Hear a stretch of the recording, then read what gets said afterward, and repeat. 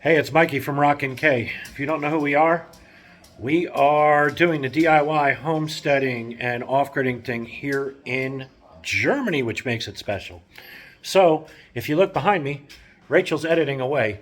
What she's doing today is she's editing on a video where she uses a product called Grow and fixes up one of her orchids, which was in dire need of help. So, I'll turn this over to Rachel. She's coming up.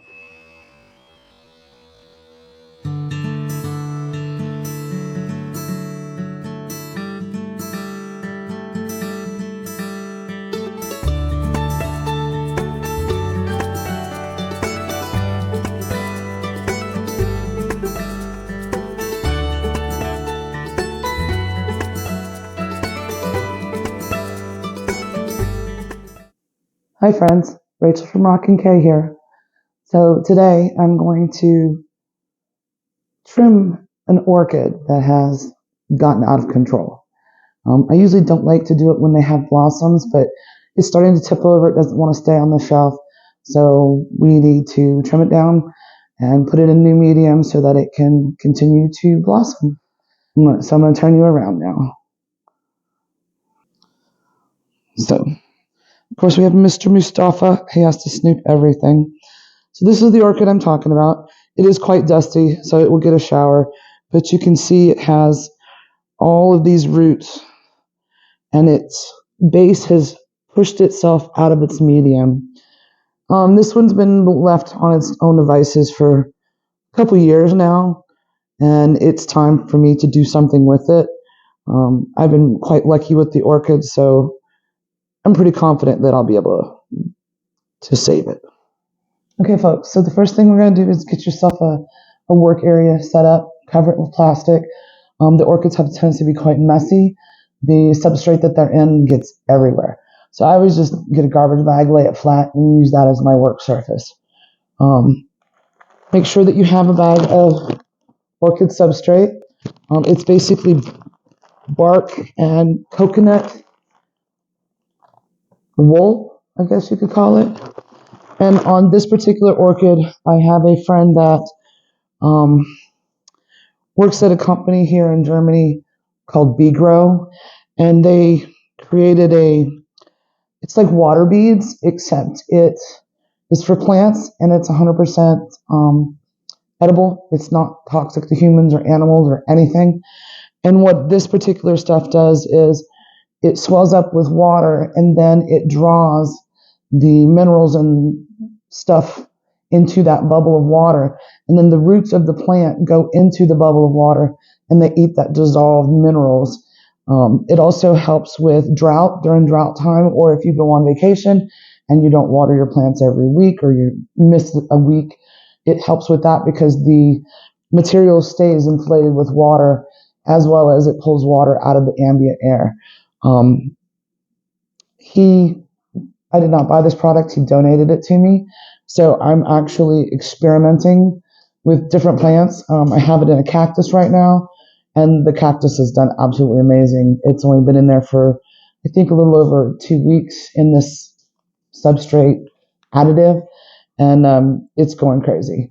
So with the orchids, he told me to, after I've trimmed it, I will dip the roots in this like sugar, but it's something that swells up when it's submerged to water, but it'll stick to the roots, and then it'll help pull that water and those minerals to the roots.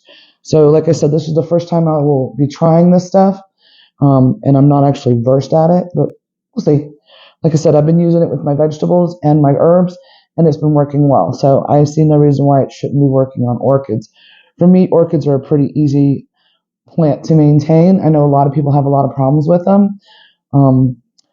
I find that the key to successful orchid growing is they like two different temperatures. They like to be warm during the day, and they like to cool down in the evening. So when I find that when I put them in a spot that they like, that they bloom, if you don't change that environment, they will hold the same blossoms for up to a year. So this particular one, he lives in the kitchen, loves it in there. Once again, it's warm during the day because that's the window that is facing the sun. And in the evening, the temperature drops down quite drastically in the kitchen window. So he'll go back in there, but right now he's fallen out of his pot. I don't know if you can see the lean on this poor guy, and his roots are at least 2 feet long. So that's all got to go. We'll take off all of the dead root and just leave the healthy roots, and those will go into the substrate with that granuled powder on it. Okay. So now I just watered on Sunday, so all of my plants do have water in them. I will drain as much of it off as I can. Try and keep it from getting everywhere.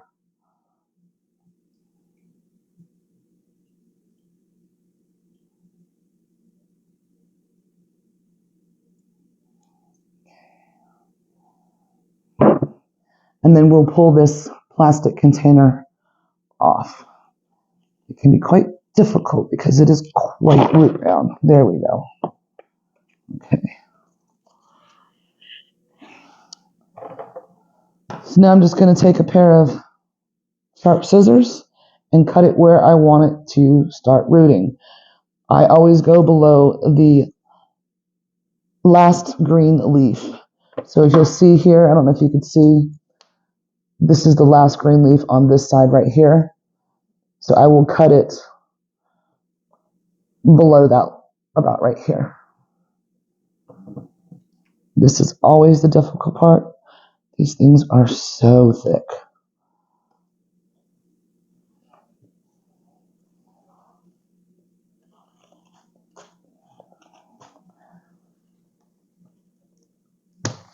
All right.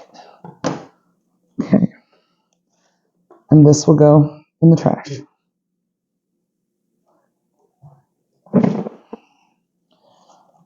As you can see, there are still plenty of leaves on here.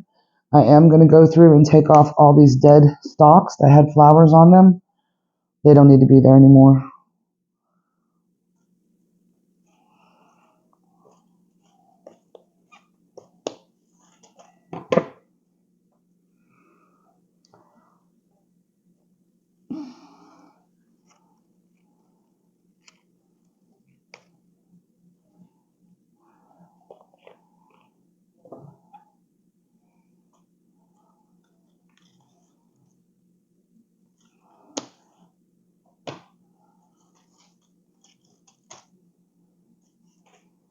Now this stalk is still green through here, but the flowers at the top are dead. So I will go ahead and remove it down here.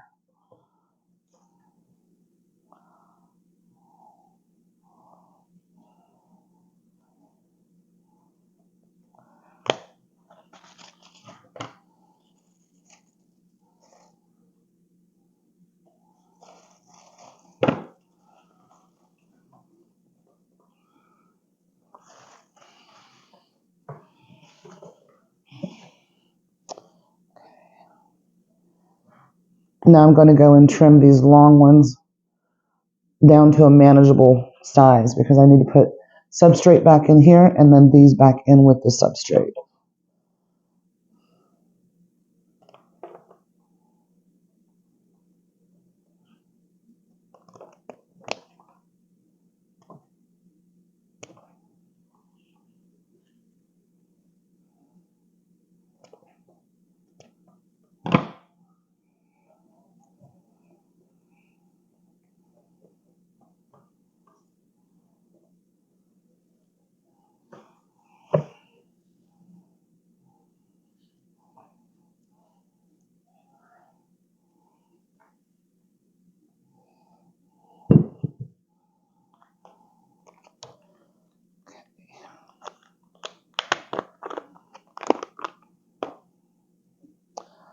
So I was told to wet this part here and then get the medium attached to it. We're going to go over and wet it in the sink. I'll be right back.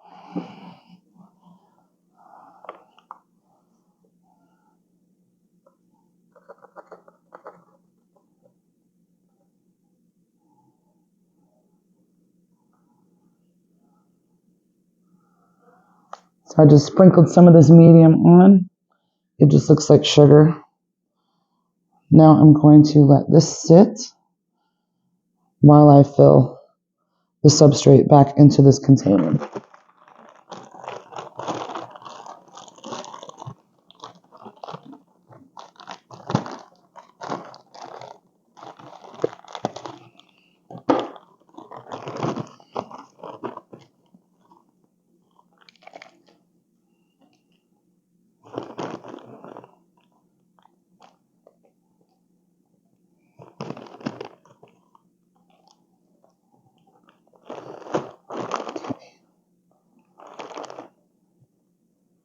Here's my baseline. Go a little of the substrate in here.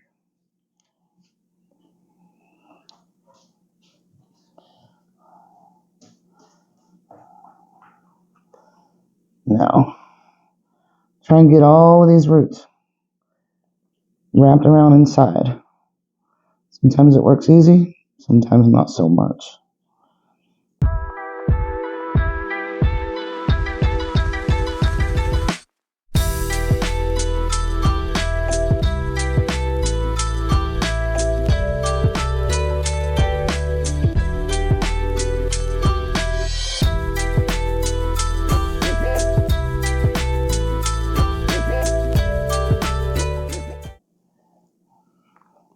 Now you have a cavity area here. You need to fill all this with the substrate.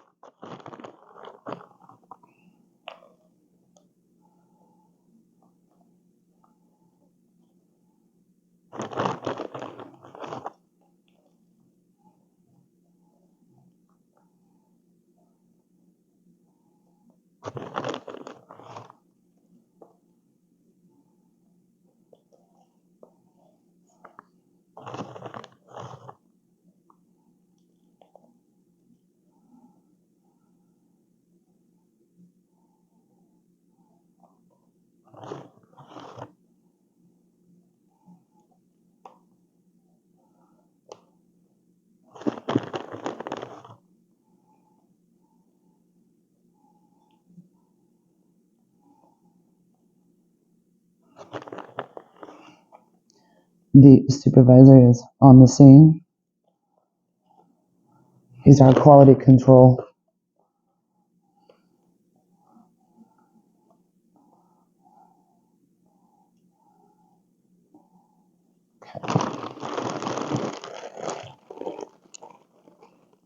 Now we're going to take this over to the sink, wash off the dust off of the plant, and saturate the substrate. Let it run through the bottom. I'll take you over with me.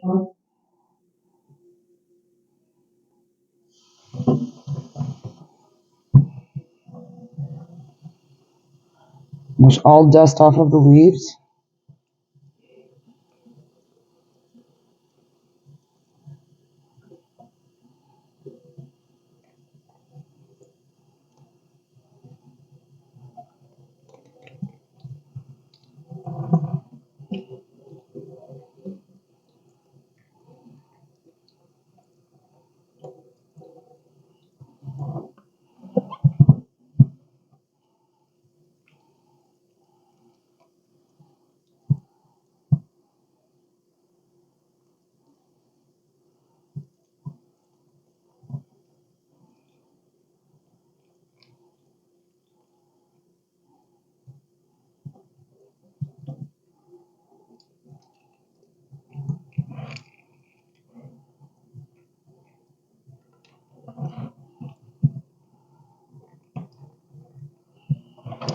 And then fill up your medium.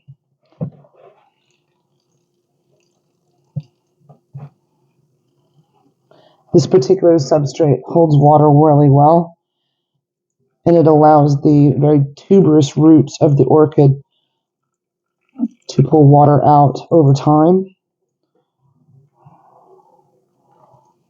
If we were in the rainforest, they would be living in the barks of the trees.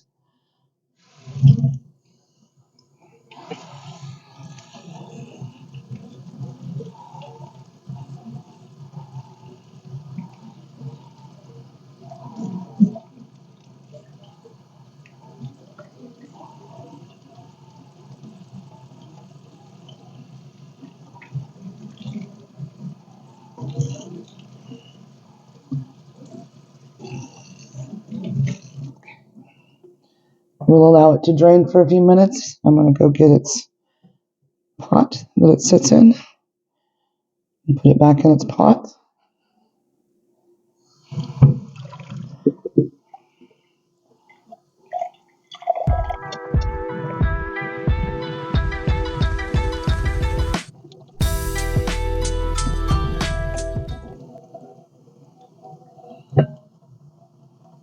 And then we'll fill it about halfway. That gives it plenty of water to work with over the next week. I water on Sundays, so this will give it a chance to readapt. The medium that's in there will also fill up with the water and start working. So we shall see. As you can see, this one does have buds on it. It should not affect it doing what I've done. Like I said, I've done this before and I have no problems with them. It's just, it finally needed to be repotted.